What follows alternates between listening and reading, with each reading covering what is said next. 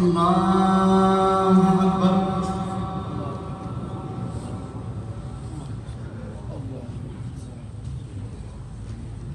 الحمد لله رب العالمين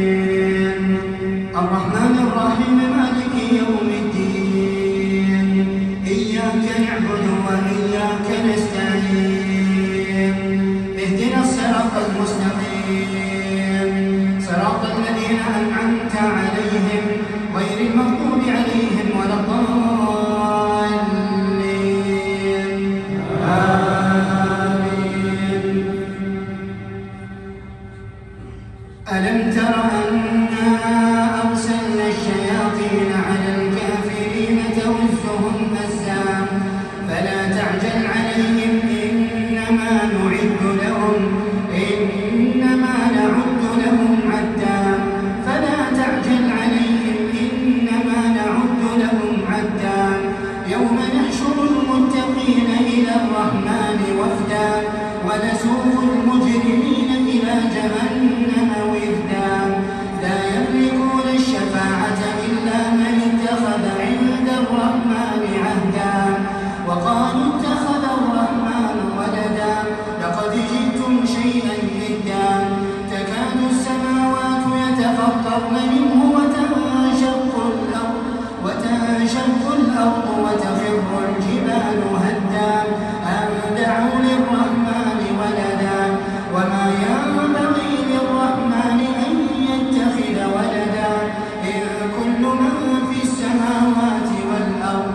إلا آتي الرحمن عبدا لقد أحصاهم وعدهم عدا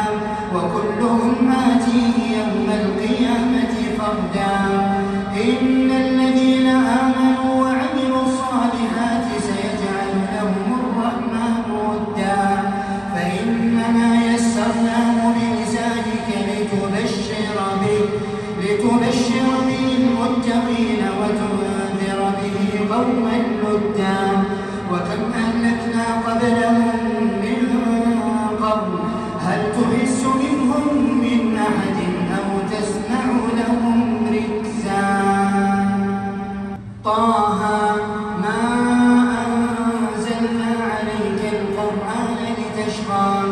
إلا تذكرة لمن يخشى تنزيلا ممن خلق الأرض والسماوات العلى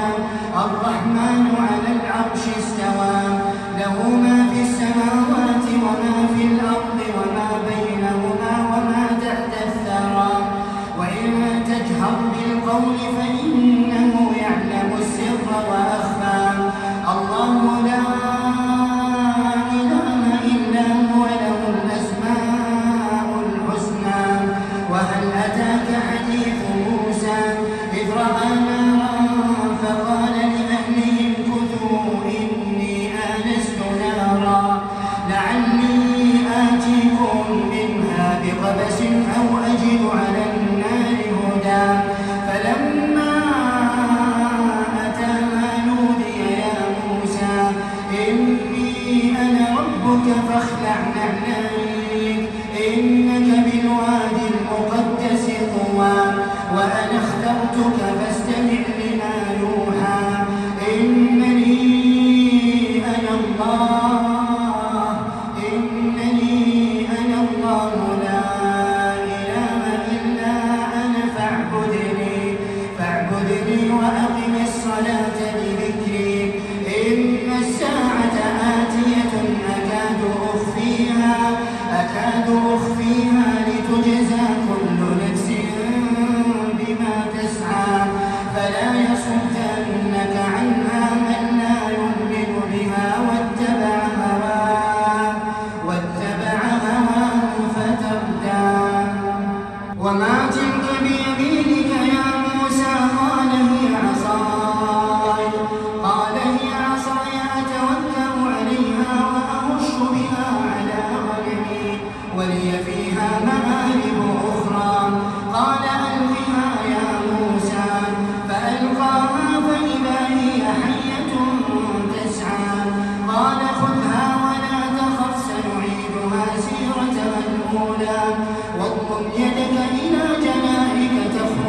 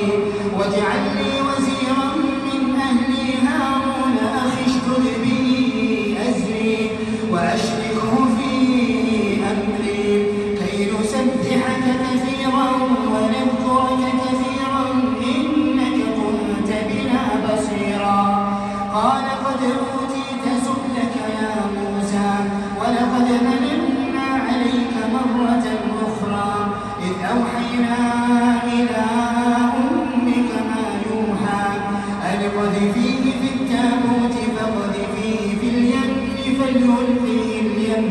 فليلقيه اليم بالساحل يأخذه عدو لي وعدو له وألقيت عليك محبة مني ولتصنع على عيني إذ تمشي أختك فتقول هل أدلكم على من يدخله فرجعناك إلى أمك كي تقر عينها ولا تحزن وقتلت نفسا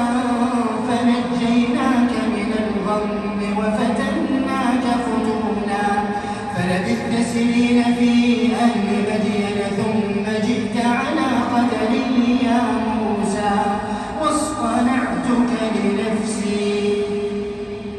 اذهب أنت وأخوك بآياتي ولا تنيا في ذكري اذهبا إلى فرعون إنه طغى فقولا له قولا لينا لعله يتذكر أو يخشى قالا ربنا إننا نخاف أن يفرط علينا أو أن يطغى قال لا تخافا إنني معكما أسمع وأرى فأتياه فقولا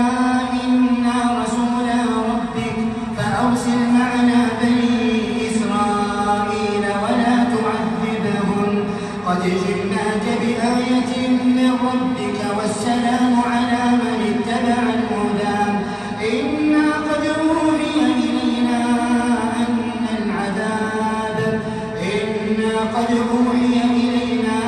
أن العذاب على من كذب وتولى قال فمن ربكما يا موسى قال ربنا الذي أعطى كل شيء خلقه ثم هدى قال فما بال القرون الأولى قال علمها عند ربي في كتاب لا يضل ربي ولا ينسى الذي جعل لكم الأرض مهدا وسلك لكم فيها سبلا وأنزل من السماء ماء فأخرجنا به أزواج الذي جعل لكم الأرض مهدا وسلك لكم فيها سبلا وأنزل من السماء ماء فأخرجنا به أزواجا من نبات شتى كلوا وارعوا أنعامكم إن في ذلك لآيات لأولي النهى منها خلقناكم وفيها نعيدكم ومنها نخرجكم تارة أخرى ولقد أريناه آياتنا كلها فكذب وأبى قال أجئتنا لتخرجنا من أرضنا بسحرك يا موسى فلنأتينك بسحر مثله فاجعل بيننا وبينك موعدا لا نخلفه نحن ولا أنت مكانا سوى قال موعدكم يوم الزينة وأن يحشر الناس ضحى فتولى فرعون فجمع كيده ثم أتى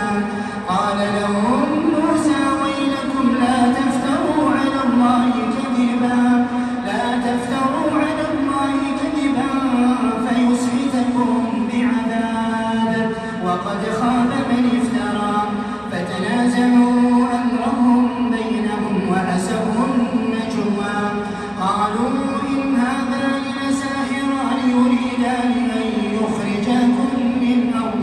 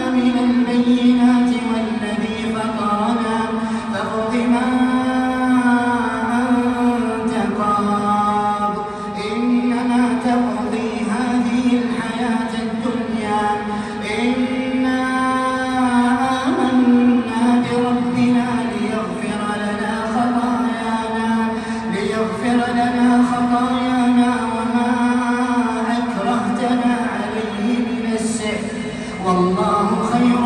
وأبقى إنه من يأت ربه مجرما فإن له جهنم لا يموت فيها ولا يحيا ومن يأته مؤمنا قد عمل الصالحات فأولئك لهم الدرجات العلى جنات عدن تجري من تحتها الأنهار خالدين فيها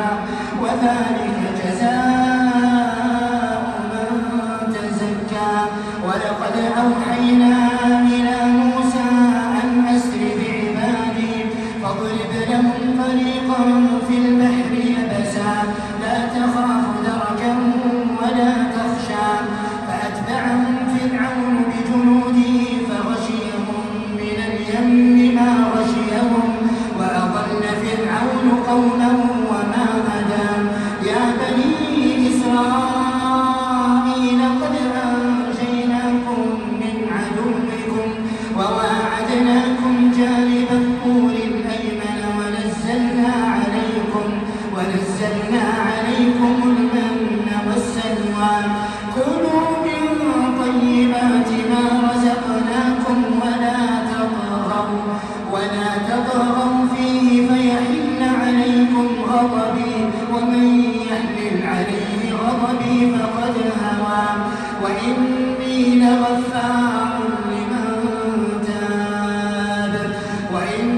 لغفار لمن تاب وآمن وعمل صالحا ثم اهتدى وما أعجلك عن قومك يا موسى قال هم أولئك على أثري وعجلت إليك رب لترضى قال فإنا قد فتنا قومك من بعدك وأضلهم السامري فرجع موسى إلى قومه غضبان أسفا قال يا قوم ألم يعدكم ربكم وعدا حسنا أفطال عليكم العهد أم أردتم أن يحل عليكم غضب من ربكم فأخلفتم موعدي قالوا ما أخلفنا موعدك بملكنا ولكننا حملنا أوزارا من زينة القوم فقذفناها فكذلك ألقى السامري فأخرج لهم عجلا جسدا له خوار فقالوا هذا إلهكم وإله موسى فنسي أفلا يرون ألا يرجع إليهم قولا ولا يملك لهم ضرا ولا نفعا ولقد قال لهم هارون من قبل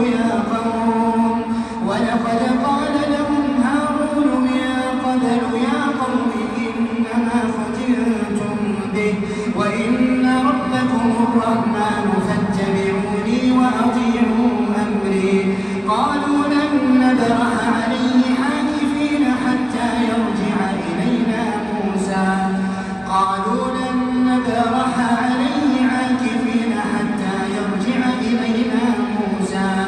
قال يا هارون ما منعك إذ رأيتهم ضلوا ألا تتبعني أفعصيت أمري قال يا ابن أم لا تأخذ بلحيتي ولا برأسي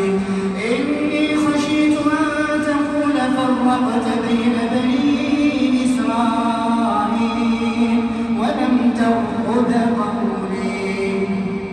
قال يا ابن أم لا تأخذ بلحيتي ولا برأسي إني خشيت أن تقول فرقت بين بني إسرائيل ولم تأخذ قولي قال فما خطبك يا سامري قال بصرت بما لم يبصروا به فقبضت قبضة من أثر الرسول فنبذتها وكذلك سولت لي نفسي قال فاذهب فإن لك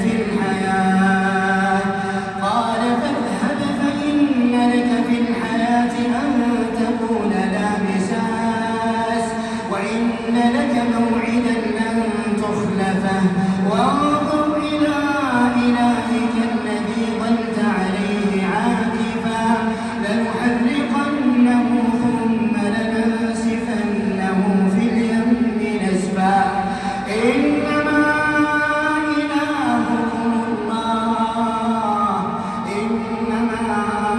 إلهكم الله الذي لا إله إلا هو وسع كل شيء علما كذلك نقص عليك من أنباء ما قد سبق وقد آتيناك من لدنا ذكرا من أعرض عنه فإنه يحمل يوم القيامة وزرا خالدين فيها وساء لهم يوم القيامة حملا يوم ينفخ في الصور ونحشر المجرمين يومئذ زرقا يتخافتون بينهم إن لبثتم إلا عشرا نحن أعلم بما يقولون إذ يقول أمثلهم طريقة إن لبثتم إلا يوما ويسألونك عن الجبال فقل ينسفها ربي نسفا فيذرها قاعا صفصفا لا ترى فيها عوجا ولا أمتا يومئذ يتبعون الداعي لا عوج له وخشعت الأصوات للرحمن فلا تسمع إلا همسا يومئذ لا تنفع الشفاعة إلا من أذن له الرحمن ورضي له قولا يعلم ما بين أيديهم وما خلفهم ولا يحيطون به علما سبح اسم ربك الأعلى الذي خلق فسوى والذي قدر فهدى والذي أخرج المرعى فجعله غثاء نحوا سنقرئك فلا تنسى إلا ما شاء الله إنه يعلم الجهر وما يخفى ونيسرك لليسرى فذكر إن نفعت الذكرى سيذكر من يخشى ويتجنبها الأشقى الذي يصلى النار الكبرى ثم لا يموت فيها ولا يحيا قد أفلح من تزكى وذكر اسم ربه فصلى بل تؤثرون الحياة الدنيا والآخرة خير وأبقى إن هذا لفي الصحف الأولى صحف إبراهيم وموسى قل يا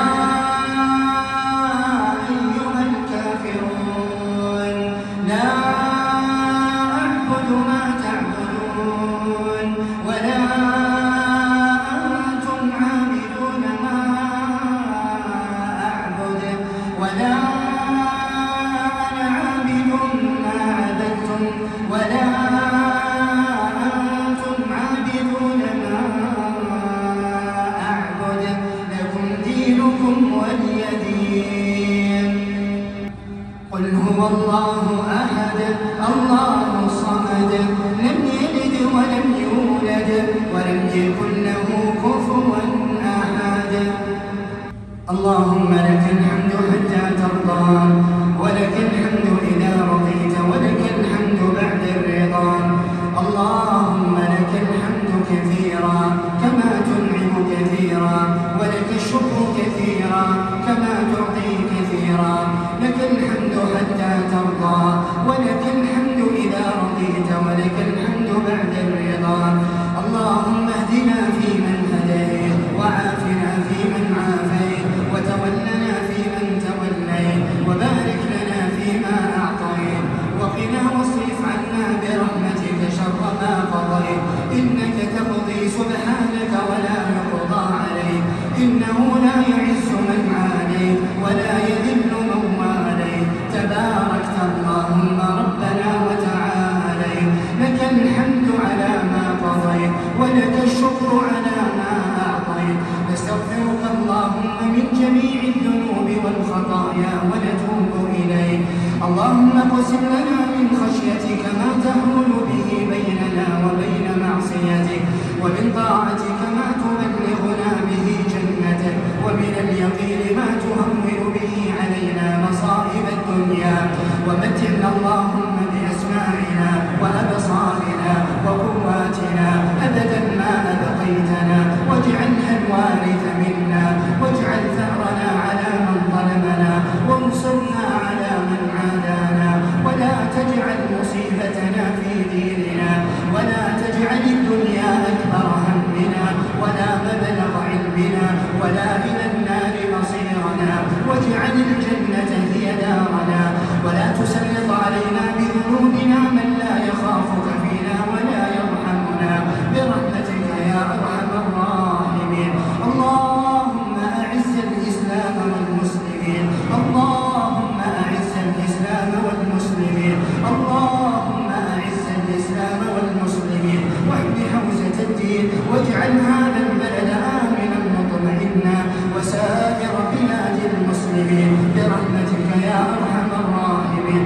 اللهم آمنا في أوطاننا، وأصلح أئمتنا وولاة أمورنا. اللهم وفق ولي أمرنا لما تحب وترضى، وخذ بناصيته للبر والتقوى، وفقه وولي عهده لما فيه صلاح البلاد والعباد يا رب العالمين. اللهم من أرادنا أو أراد بلادنا أو عقيدتنا أو علماءنا أو ولاة أمرنا أو رجال أمرنا أو رجال الحزبة أو أهلينا بسوء، اللهم فأشغله بنفسه، واجعل كيده في نحره، واجعل تدبيره تدبيرا عليه يا سميع الدعاء. اللهم يا حي يا قيوم أصلح لنا نياتنا وذرياتنا يا رب العالمين. اللهم هب لنا من أزواجنا وذرياتنا قرة أعين واجعلنا للمتقين إماما. اللهم إنا نسألك الجنة، اللهم إنا نسألك الجنة، ونعوذ بك من النار، ونعوذ بك من النار يا رب العالمين. اللهم إنا نسألك الهدى والتقى والعفاف والغنى. اللهم إنا نسألك موجبات رحمتك وعزائم مغفرتك، والعزيمة على الرشد، والغنيمة من كل بر، والسلامة من كل إثم، والفوز بالجنة، والنجاة من النار يا رب العالمين. اللهم كن لإخواننا المسلمين في كل مكان، اللهم كن لإخواننا المسلمين في كل مكان، اللهم كن لإخواننا المسلمين في كل مكان يا الله. أنت تعلم حالهم يا الله، أنت تعلم حالهم، فكن معهم يا قوي يا رب العالمين. اللهم عليك بمن بغى على إخواننا المسلمين، اللهم عليك بهم فإنهم لا يعجزونك يا حي يا قيوم. لا إله إلا الله الحليم العليم، لا إله إلا الله الرحيم الودود، لا إله إلا أنت سبحانك، سبحانك إنا كنا من الظالمين. إلهنا وخالقنا ورازقنا، نحن عبادك الفقراء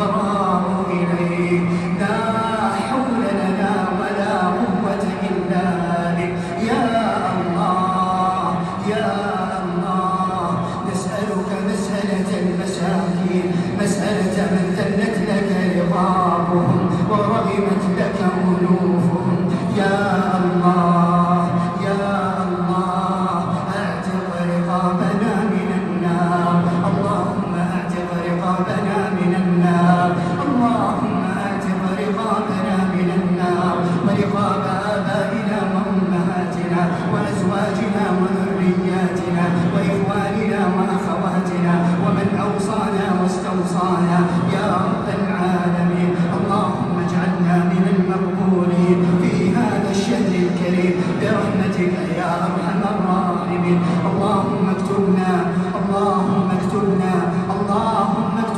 ممن يقوم ليلة القدر إيمانا واحتسابا. اللهم اكتبنا ممن يقوم رمضان إيمانا واحتسابا. اللهم اكتبنا ممن يصوم رمضان إيمانا واحتسابا برحمتك يا أرحم الراحمين. اللهم اغفر لنا ولوالدينا ولوالدي والدينا ولجميع المسلمين والمسلمات الأحياء منهم والأموات يا سميع الدعاء. اللهم فرج هم المهمومين من المسلمين ونفس كرب المكروبين واقض الدين عن المدينين واشف مرضانا ومرضى المسلمين برحمتك يا أرحم الراحمين. اللهم آت كلا منا سؤلا. وصلى الله على